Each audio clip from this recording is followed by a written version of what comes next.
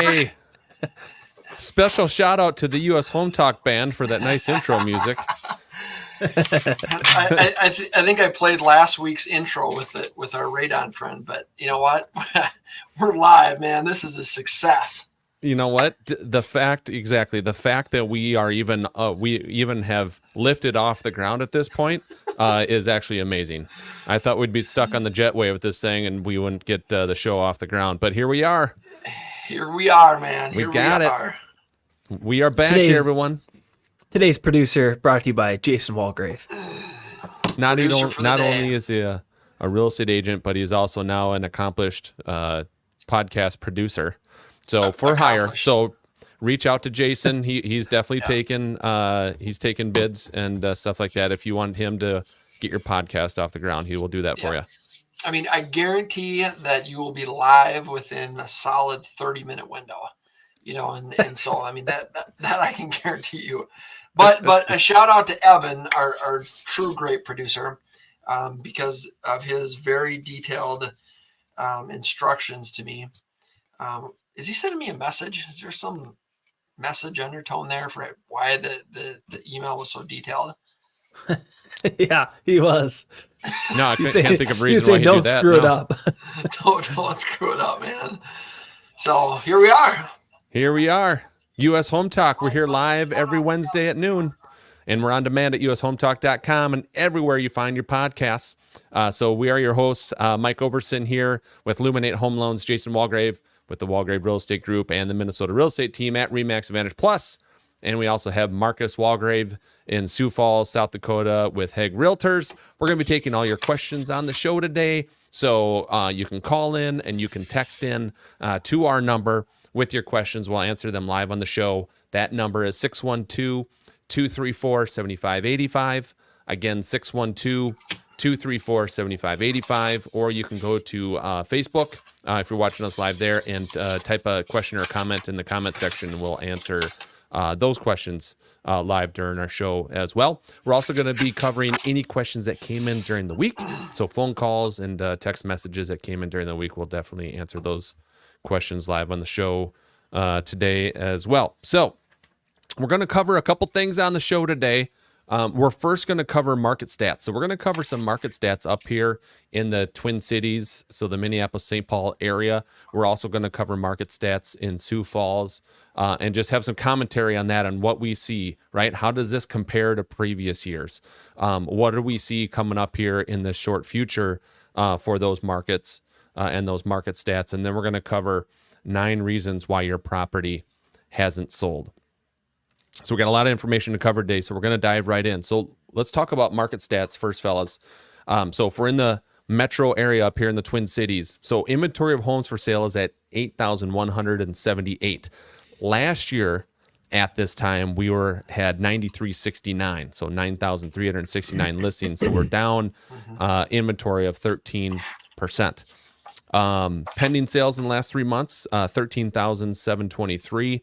The previous year at this time, we had 15,274. So our pending sales are down 10%, which makes sense. Obviously, if you got 13% less inventory, you got 10% less sales. They kind of mimic each other there. That makes sense.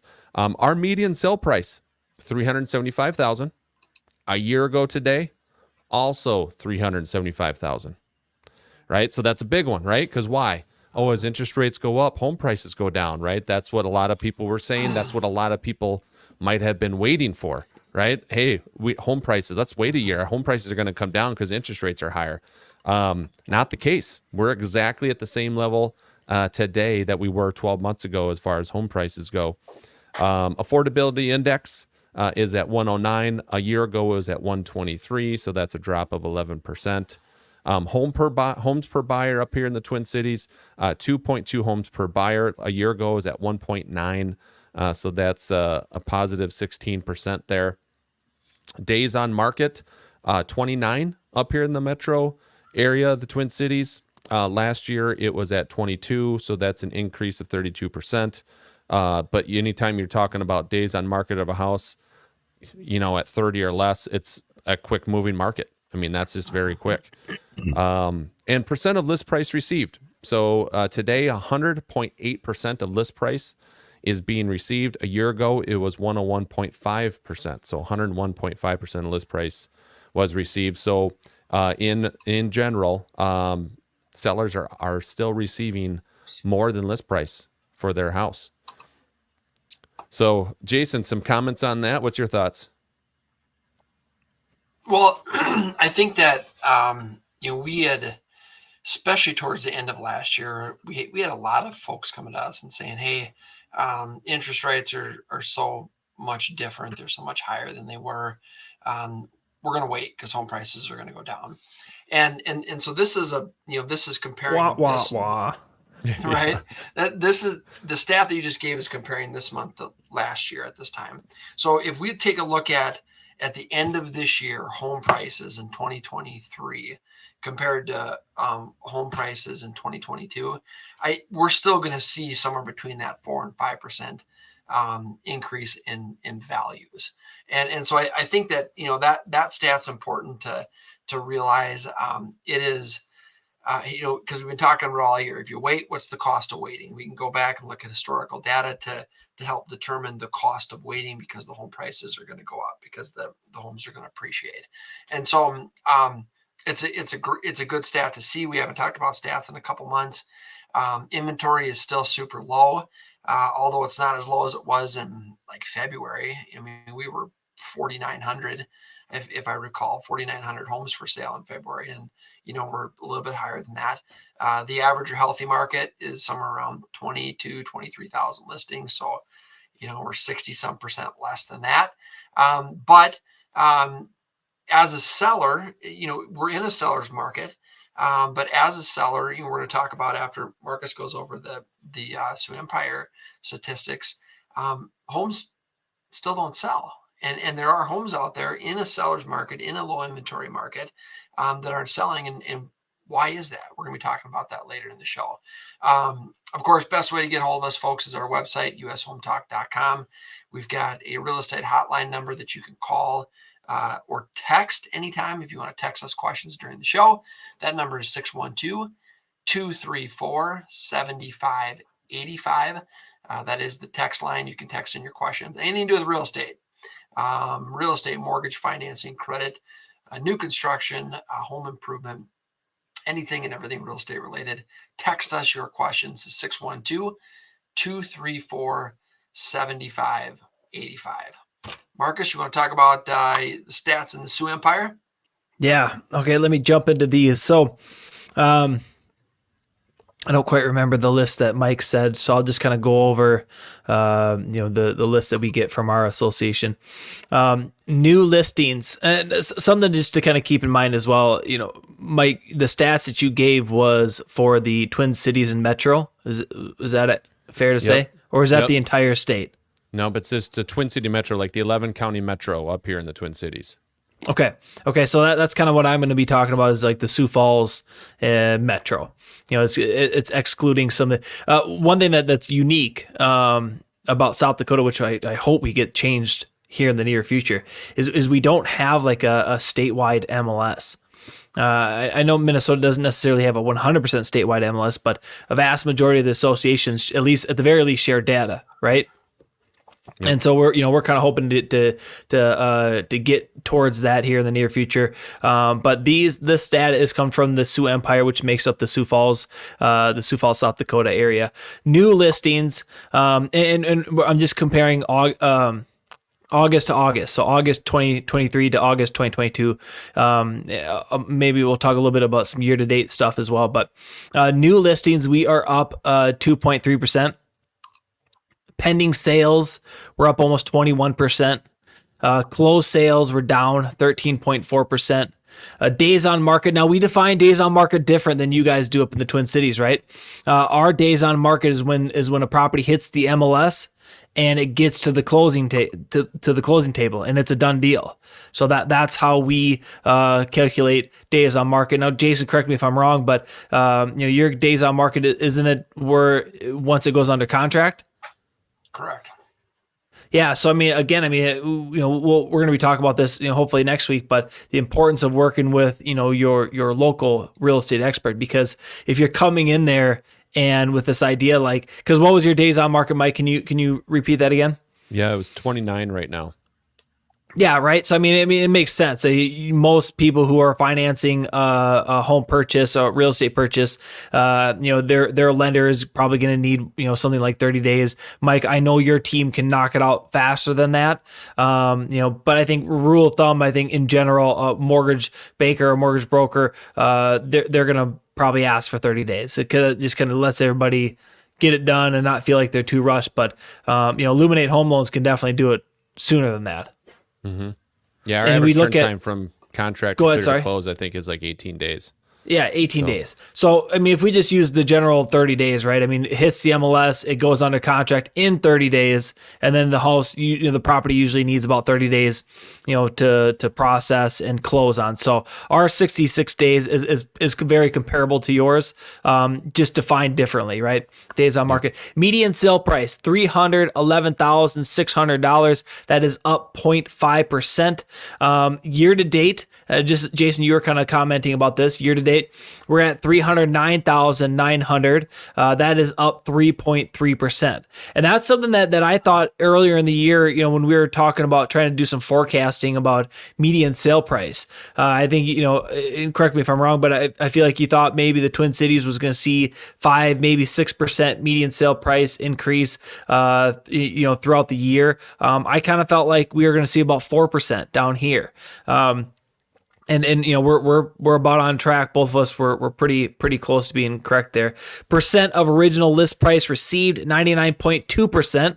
A year ago in the month of August, it was 101.1%. So we're not seeing that over 100% on average. Percent of list price received. We're just a hair underneath that. So in our market, a seller is going to want to know that information. If they're kind of getting some information from other markets, and a seller, I'm sitting down with a listing presentation, and the seller says, hey, I want 102 of list price or 101 point list price. It's like, well, our market in the Sioux Falls, the Sioux Empire area, we're not there. We're at 99.2%. Inventory of homes, 1,430. We're down just a little bit there, negative 2.1%. It kind of has a direct correlation with population and what our market covers. We're about a tenth of the size of the Twin Cities when it comes to people, and our inventory kind of reflects that as well. So that's kind of what we have for our market overview and our stats that we got for the month of August. And one thing I'll comment, and that's just literally just because I was in a branch manager meeting, right before our podcast here, they were covering markets across the U.S. So there's 21 markets across the U.S. that they look at when they run their housing numbers. There are certain areas definitely where home prices have gone down. San Francisco area was the hardest market hit. They're down 10% year over year. But when I looked at right. So that was the worst. There was markets that were up 8% year over year. That was the best, right? So anywhere between down 10% and up 8% across the country. If you look at the areas that were down, it seemed to be a lot on the coast, right? San Francisco, Florida markets, Tampa was one of them. The markets that were up year over year as far as home values goes, it was off the coast a little bit. It seemed like it was more Midwest markets and things like that, where the home values are continuing to go up there. So it's just good to look at individual stats here. How does Minneapolis compare to Sioux Falls? We have, that's where we're located. We have that direct info. It might not be the same for you in your market. If you're catching this in San Francisco, you're going to be like, you guys suck, because home prices haven't gone up, they've gone down, it's like that type of deal. So what we're gonna do is sometime in the next couple of weeks, we're gonna bring the Yoda of real estate on. He's down in Arizona, and we're gonna have in the Phoenix area. So we're gonna have some insight from the Phoenix area and see how that compares to our markets up here. But it's just good to know kind of what goes on in your area, because again, like you said, Marcus, it is specific. It's area specific. One market might be up, one might be down, one might be getting over list price still for their homes, and one might be getting under list price. So it's good information to cover. Okay. Next topic we're going to go to here And we actually did have a question come in on Facebook here. So let's actually cover that question first. So Nana, he texted in, Jason and I helped his mother buy a house recently here. So he said, is the family opportunity mortgage something you see for buyers looking to purchase properties for their older parents? Yeah, I do see that there. And actually my processor here, who's in the office right next to me, she recently, I think it was about a year ago, she recently did the family opportunity mortgage to help her parents, her older parents buy a house there. So that is something that we'll Mike, see. can you explain? Can you explain what that is, Mike?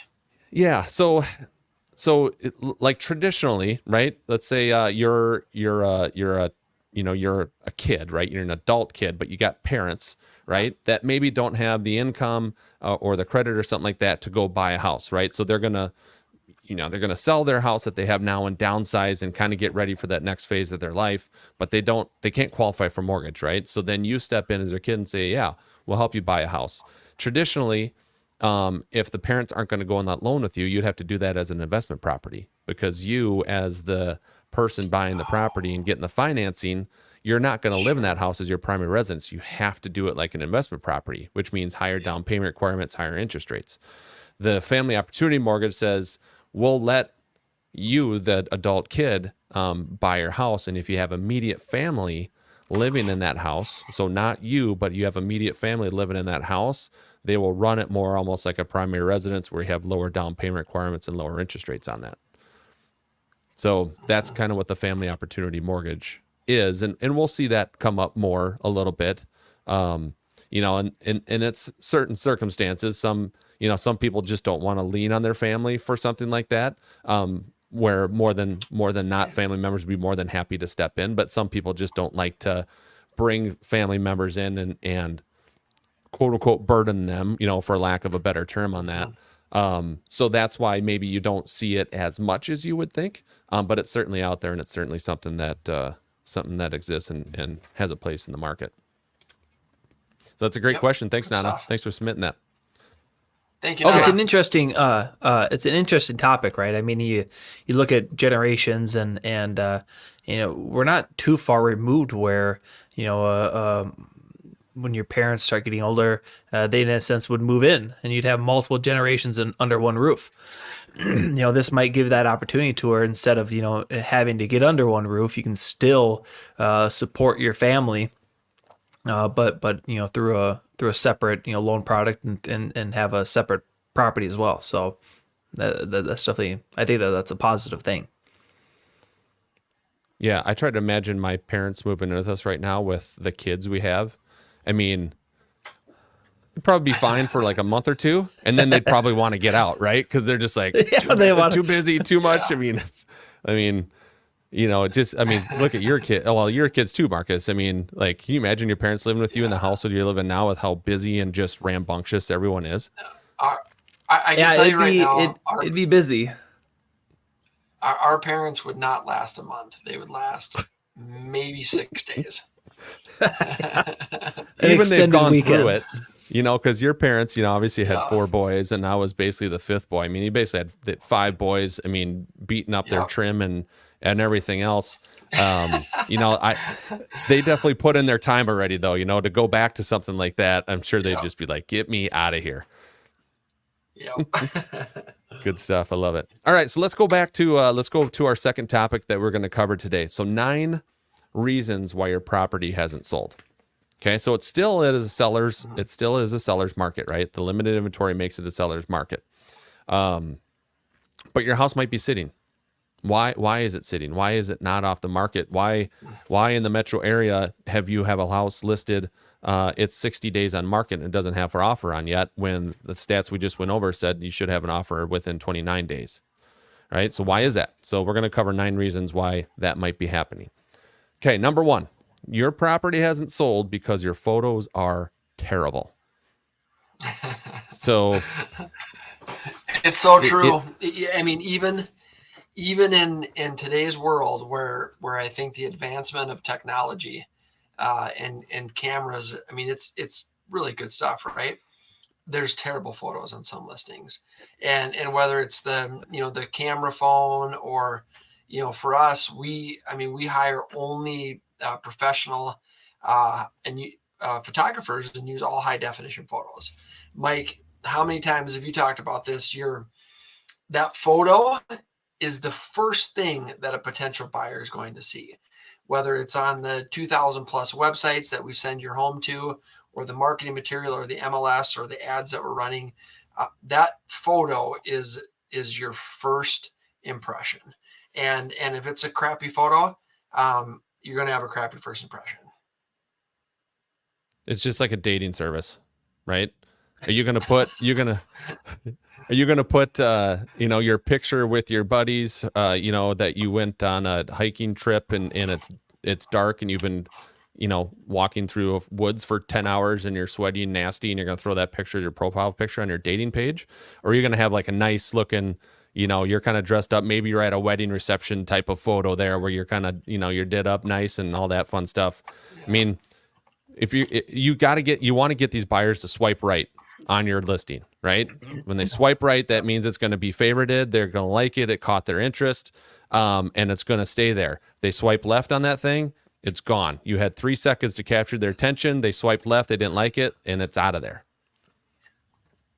I think one thing to kind of keep in mind, since we're using this comparison, this analogy, it is not. I think it's fair to say that a lot of MLSs don't allow us realtors to add filters, to our houses. So, they really can't doctor them up like you can. I'm sure, I've seen some of those interesting filters that people will put on their faces during Zoom calls, but that professional photography is huge, and it's kind of next level too, right, Jason? I mean, it's not just a professional photographer, but for the most part, it is a real estate professional photographer, somebody who specializes in capturing real estate. So, I mean, yes, I'm sure, a wedding photographer is going to be able to do better than somebody who has, no experience in photography, but there are tricks to the trade when it comes to real estate as well.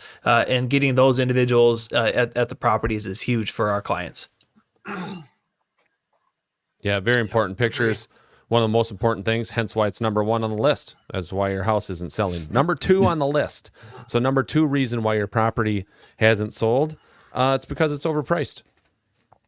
And that could very well be number 1, right? I mean, that could very well be a number 1 on the list. But, the overpricing thing, it's always up on this list. Every time we cover it year after year after year, it's overpriced. It's very important. So it doesn't matter how hot the seller's market is. If you overprice your home, you will likely not get an offer. And it just, buyers are savvy, and buyers have access to more information than ever before, meaning they can see what homes have sold for in the neighborhood. We're out looking at multiple properties, and if we go out and look at, 7-8 houses, and 7 of them are all priced correctly, and then there's one that's overpriced, they're gonna notice that right away. And our experience is that buyers, they won't make offers on homes that are overpriced. We hear, sellers will make that comment, well, they can just make an offer. They're not going to make an offer. They're not going to make an offer because your home's overpriced. And so critical, folks, no matter what market you're in, that you price your home correctly. You have to price it correctly without any doubt. If you do want to test your property at an above market value in terms of what your realtor believes that it's worth, at the very least, make sure you have a price reduction plan set in place. It's your property. If you want to overlist it by $100,000, I mean, so be it. But you should have at least a plan to address it. Maybe it is something to where, okay, 7 days. If we don't have showings and offer in hand in 7 days, we need to do something. We need to reduce it by X amount of dollars. So the big picture is definitely, when you do look at it, if you price your home correctly, fairly, you will likely have the best outcome in terms of net proceeds and or simply leverage, during negotiation process. I think, if a buyer feels like they're already paying above market value out of the gates, we've been talking about this for the last couple of months. Buyers are able to get their offers accepted with property inspections. What do you think a buyer is going to do if they know that they overpaid for your property, and then there's a laundry list of small items that came up on the property inspection? They're going to say, fix them, seller. I paid 10 grand more than what it's worth. You can fix all these things. And if you don't want to, then go back to the market and good luck. So you don't want to necessarily want to lose that leverage during negotiations, not just, with the initial offer, but with items that might come up down the road. Yep. Here's another thing where it comes into play too. In most price ranges, buyers have a search criteria of what, 50,000. I'm going to be looking between 300 and 350. 350 and 400 and so on, right? Ish. Price range difference. Like you get up to $1 million. I mean, you're obviously that gap gets wider, right? But $25,000 to $50,000 increments is what these searches are going for. Should be listed at 349.9, let's say, right? You should be listing there, but your seller wants to go in there at 375. Okay. Well, now, Mr. Seller, you got to remember that your house that probably should be listed at 349.9 is now going to get compared to $400,000 houses, because when those buyers look in those search criterias, they're going to be looking between 350 and 400. So you're going to be compared against houses that are probably worth 50 grand more, that are 50 grand nicer, and you're not even going to get a shake from these buyers because they're looking at these houses up here, at 375, 385, 400. That are priced correctly, and your house doesn't meet their standards that house is at. So that's another thing that comes into play, is what type of eyes see your house when you overprice it. And whether or not the eyes see your house, right? And so if your house is worth 350 and you say, I want to list it at 360. I know it's exactly like my neighbor's house that just sold for 350, but because it's my house and I live here, it's worth $10,000 more. So we're going to list it at 360. Well, guess what? All those buyers looking up to 350, not even going to see your house. It's not even going to come up on their search. And so, and likely, like Mike said, they're looking at $25,000 increments. So if they're looking up to 375, now they're comparing your house to the 375 houses, which is going to be less desirable because it's only worth 350. So got to price it right, folks. Got to price it right. And even if somebody is qualified for 360 or 365, especially, they hear the stat in the Twin Cities area where sellers are still getting 101% of list price. It's like, okay, well, I need to look at 350s because if I do need to get into a little bidding war, I now have the wiggle room to go 355. So you're squeezing out the people who are smart, savvy buyers, like you said, Jason, smart, savvy buyers who say, I'm qualified for this, but I'm not going to look for this. I'm going to look for something $10,000 less. So then in the event that I do need to come in a little bit stronger than list price, I can, because I was, looking in the right price range. Correct. Yeah, all great comments on that. I mean, we could talk. We could literally do a whole show on overpricing and all the ins and outs about overpricing and how that affects it. So many variables that go in with that. Let's move on to number 3 here. So number 3 reason your property hasn't sold is because it shows badly. Yep. Yeah, and that could be a number of things. When we meet with sellers, it could be a number of things. The most common recommendation that we give to sellers are declutter, deep clean, and maybe some painting, maybe some walls that are real banged up or beat up. And so, but most of the time, if a seller can take care of those 3 things, declutter, deep clean, and maybe some paint touch-ups, you're going to be setting pretty good. But it's incredible to me, some of the homes that we show and we walk into, and they are not, I mean, some of them are not in livable condition. They certainly aren't in showable condition, right? But there's just homes that are, they're super cluttered and there's stuff everywhere and they don't show well. Yeah, that kind of lines up with the photography too, right? I mean, if you can get a client on board saying, "Hey, I'm going to be hiring a professional real estate photographer. I'm paying for it. I just need you to get your house photo ready, because photo ready means show ready, and you can get it done, and we can sell your property for top dollar and a great experience." Yeah, I mean, down to you walk in, you don't got a bunch of shoes, right? So I just look at my house.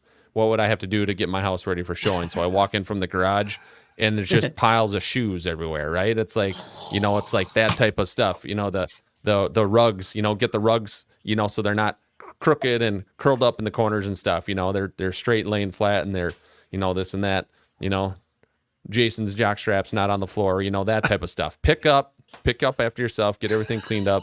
So the declutter, the deep clean, yeah, it's huge, and listen to the advice of your agent. Your agent does this for a living. They got an eye for this thing. So if your agent says, hey, you need a declutter and you need a deep clean, and you're just like, well, what does that mean? Like, do I got to wipe the trim off and stuff like that? Talk to your agent. Your agent will tell you. These are the things, that you can get really specific on what you need to do to make sure that it shows in its best light. Okay, number 4, reason why your property hasn't sold. It's because it's invisible. So I think this goes along with. So what? Where does your house get listed? What does your agent do? Where do they advertise your property for sale? Yes. What is the marketing and advertising plan? What's the marketing campaign that your agent, and they should have this in writing. When you're interviewing listing agents, you need to ask in writing, what are you going to do to expose my home to the most potential buyers?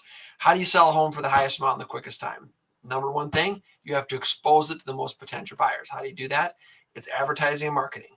We are more of an advertising and marketing company at times than anything else, because we have to take a property, we got to advertise it, we got to market it, we have to expose it to as many potential buyers. And we do that through our massive online presence and all of the 2,000 plus websites that we send your homes to, where buyers are, where we know buyers are looking. But if you can't see it, if nobody knows about it, not only are you not going to sell it, but you certainly are going to get top dollar for it. Yeah, good points there. Marcus, as far as your Sioux Falls market goes down there, I assume that the MLS, your MLS down there is probably the number one, but do you see other marketing avenues that you guys do there at HEG that seems to drive traffic?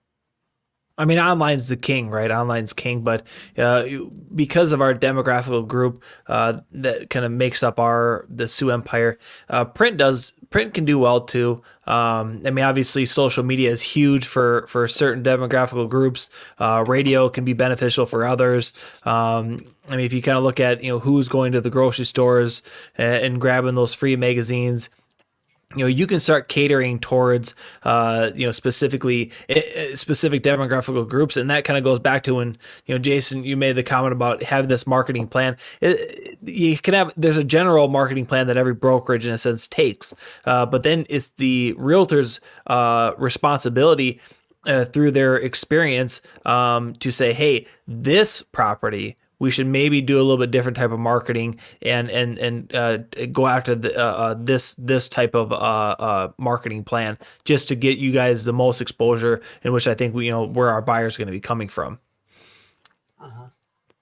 Yeah, good points. I mean, you got a condo downtown Minneapolis, you're probably not going to be sending direct mailers to people living out on farms 2 hours away, right? That wouldn't make any sense there. So no, but that is a good point. Let's go to number 5 here. So number 5 reason why your property won't sell is because your listing is tired and stale. What does that mean? What does that mean?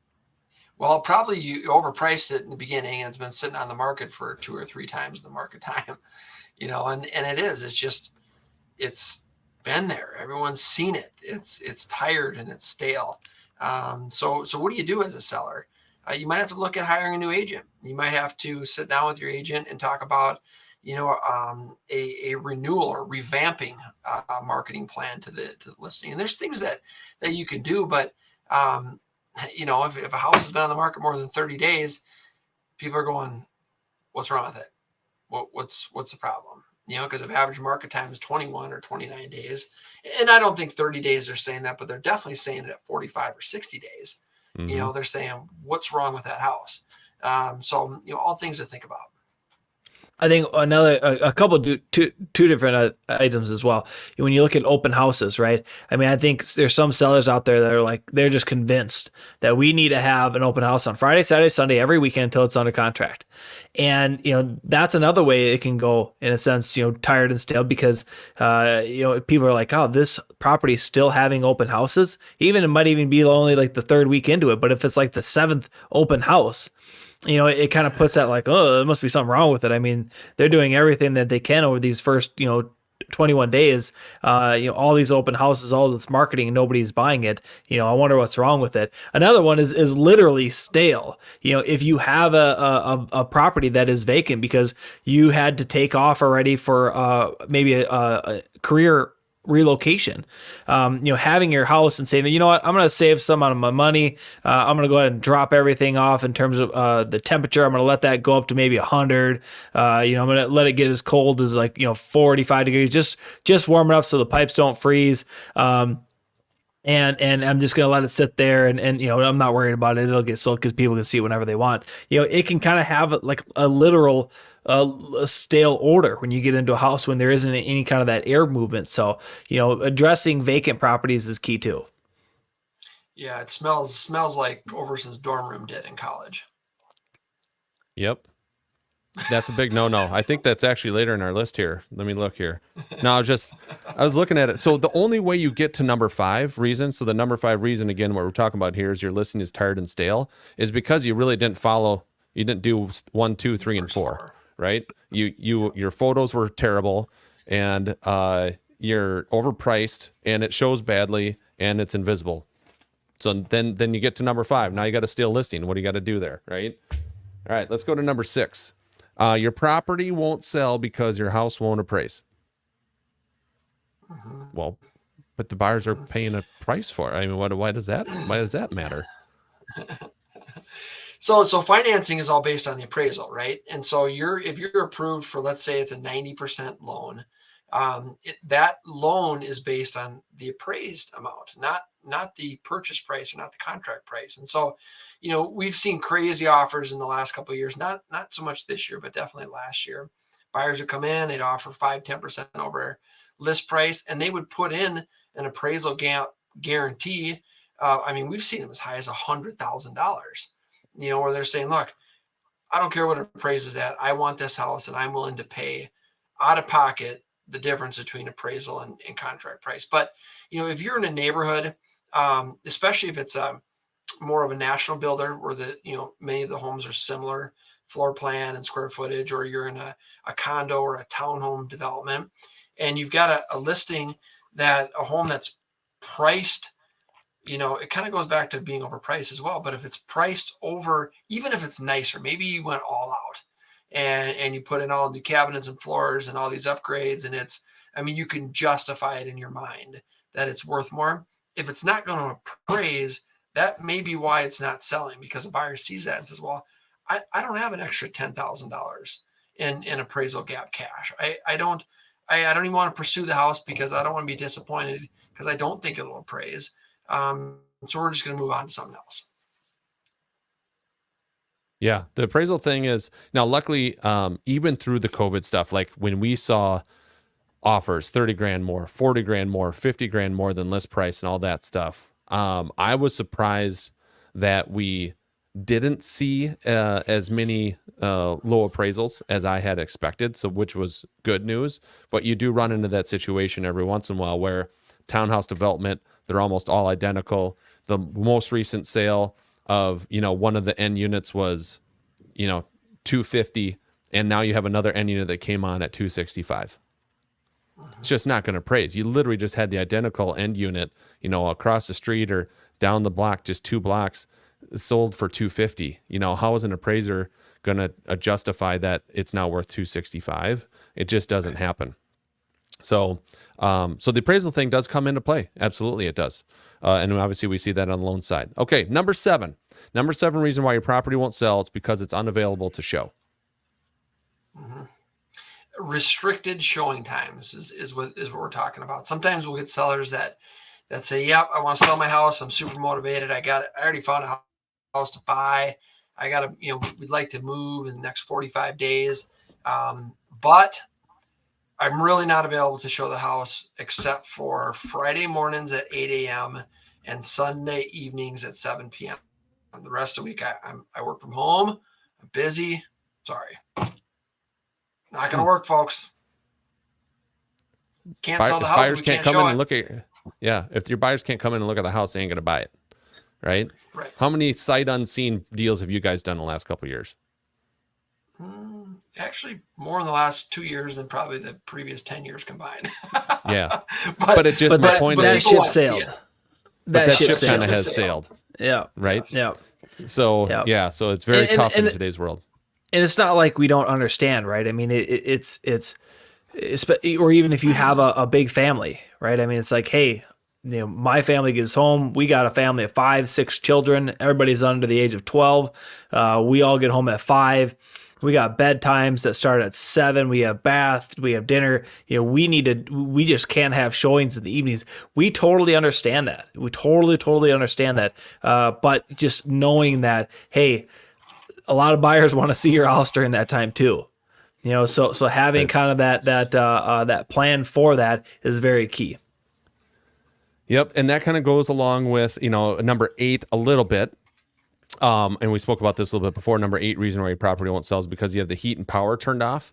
That was one of those things with the stale listing, right? With Marcus's deal, maybe you've relocated already and you just shut the property down to run it as cheap as possible with heat and power and stuff turned off, and it gets a little stale there. Especially in the winter in the Midwest, we know it can get cold, right? Yeah. So when you've driven in a cold car and pulled up to a property and you've walked outside and it's 20-mile-an-hour winds and it's 0 degrees out, so it's 20 below zero wind chill, when you get inside that house, you kind of want it to be warm, right? You're already cold. Yes. When you get in that house Yes. and it's cold, it just doesn't give you that good, fuzzy first impression feeling. No, and we've been in houses where it was colder, and we're talking winter. It was colder in the house than it was outside, and it's like 20 degrees outside. In the house, it feels like it's like 5. So it's got to feel, it's got to just present well, and having it too hot or too cold is just not going to work. You want your you buyers. don't want people. Yeah, Mike, go ahead. I was gonna say you want I your think we were gonna buyers say the to same envision thing. themselves like this is their house. They're walking into their house. This is what it's going to be like when I come home to this thing, right? You want that to be a good feeling, not man, it sucks in here. It's super cold. Yeah, I like it, but let's go a little outside and see the next one. Right. Not exactly the right approach. Yeah, exactly. And number 9 to top the list off here of the reason why your property isn't selling, you hired the wrong realtor. Simple as that. Yep. Okay, folks. So keep in mind, depending on the market you're in, it's either 20% of the agents are doing 80% of the business, or 10% of the agents are doing 90% of the business. So what does that mean? That means that out of 10 real estate agents, depending on your market, only 1 or 2 of them out of 10 are going to be top agents that are doing the majority of the business.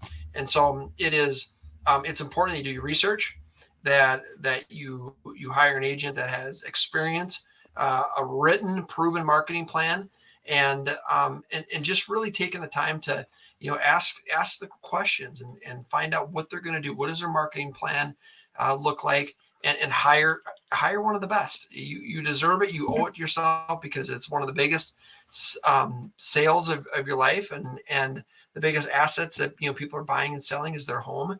And so you need to hire one of the top agents or teams in your market to serve you best.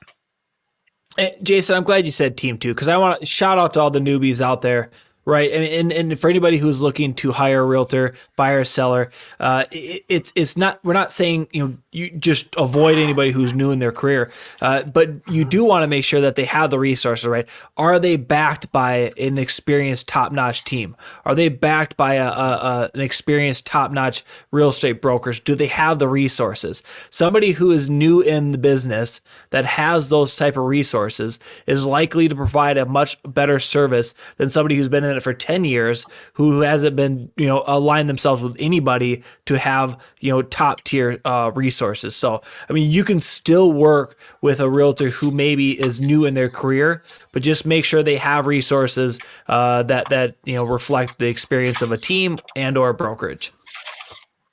Great point. We were all newbies at one point, right? Yeah, right. Yes. Yeah.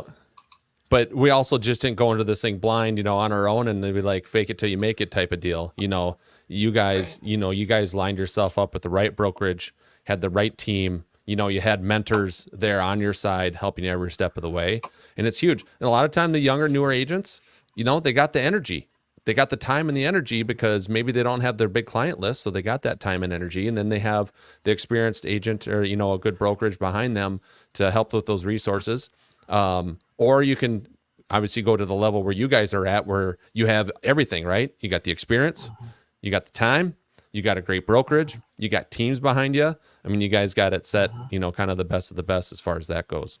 So as our show comes to an end this week, we want to thank everyone for tuning in live or catching the podcast at a later time. You can find us anywhere that you find your podcasts. And also on our website at ushometalk.com. We're to help with all your real estate and financing needs here in Minnesota, South Dakota, and everywhere in the entire United States. This is Mike Overson here with Luminate Home Loans and Jason Walgrave and Marcus Walgrave as well.